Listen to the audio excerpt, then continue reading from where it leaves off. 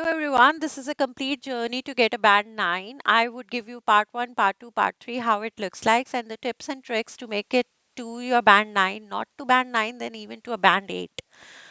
For sure, just follow this till end. Part 1 is between 4 to 5 minutes and it would be your introduction. The examiner just want to understand your education, your job, your pastime experiences, what you like, what you dislike, and more be about your family. Part two involves like it's a 3 to 4 minute segment, and it you will get a card that's called a cue card, and it would have multiple questions. You'll be given 1 minute to think about it, and you'll be noting down your answers in that 1 minute. You are allowed to speak for 2 minutes on that subject, and he can ask few questions over it. At the conclusion, you might be questioned briefly by the examiner on different topics, but it would be related to your Q card question. Section 3 has a duration of 4 to 5 minutes. Part 3 questions will pertain to whatever was your Q card. It would be just an extended answers for it, and it would involve a clear conversation between you and examiner only on that topic. You should be prepared with your answers. Don't mingle don't mug up your answers and turn up there, because you'll be evaluated based on a 9 point scale with your fluency.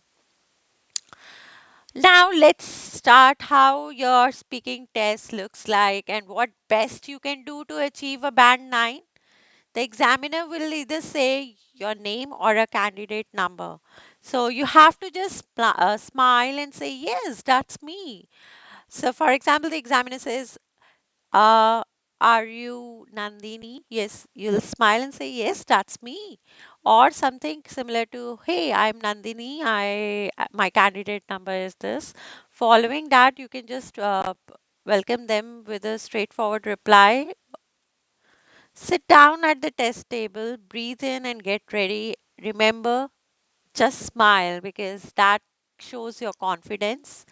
The examiner will start the recorder and the paperwork ready for the test. The examiner will ask your passport as your ID. So just place in the front of the table and say, hey, it's my ID when they ask you. Just not go and give your ID. So that would be your tip number 2. Let's go to the tip number 3. The examiner will read out your details and ask some basic questions. Answer these questions. For example, I come from India. Do not produce a memorized response, and shows that you are actually recalling some questions answer. Just be natural. Just think what you have in your mind. Be confident. Put a smile, have a confidence posture, and try to be looking to his eyes and answer them. That would be my tip number 3. The tip number 4 is examiner would verify your identification. Make sure you have a passport handy on the photo page for an easy access.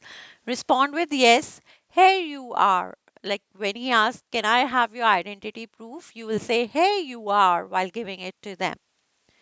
The examiner examines about your occupation or place of residence.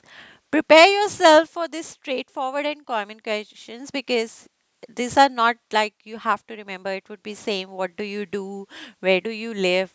If you do both work and study, pick only one option. Do not mention examiner both the options, because that may confuse him, or it would be difficult on you. Basically, you want to keep things simple and score good, so don't complicate things. If asked, you can simply say, I am a stay at home parent and do not currently study or work, if you are not employed. And if you are not a student, then that's your best answer. And that's my tip number 5. I am a stay at home parent and do not currently study or work.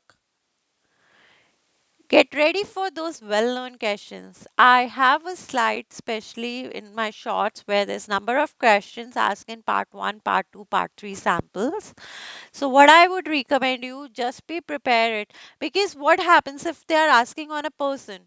That can be your mother, teacher, your mentor, So you can just relate those answers to one category, and you can just use those words and paraphrase it based on the question asked about your mother, your father, or the mentor or whom you admire. And then there would be a favorite pet thing. So you can use that for your best friend, best pet, anything which is very close and it's very yours. So you can use those answers. Additionally, be prepared to discuss your local area and homeland because they can ask those questions are common. Utilize a cohesive device in linking word and phrases. I have lot of slides on that, so please go and visit my channel. That would be my tip number 6. Let's jump into tip number 7. Communicate distinctly at a suitable speed. Don't be rushing, right? My name is Nandini, or my name is Nandini, or and don't use this, you know, you like any additional words which can make him feel like disconnected. You know what I mean? Like, yeah, it should be a clear and a communicable message. Avoid talking too fast, too slow. Smile while talking can widen your mouth and improve clarity. Ensure that you paraphrase the text while maintaining the original language and word count. Paying attention to intonations and rhythm. Emphasize key terms or terms that indicate a difference, like moreover, additionally. I like this because I mean whichever is having uh, it's your key terms. Just emphasize that. That would be my tip number 7. Let's jump into tip number 8. If the question is unclear, seek clarification by asking. You can say, can you say that again, please? Can you explain the meaning of?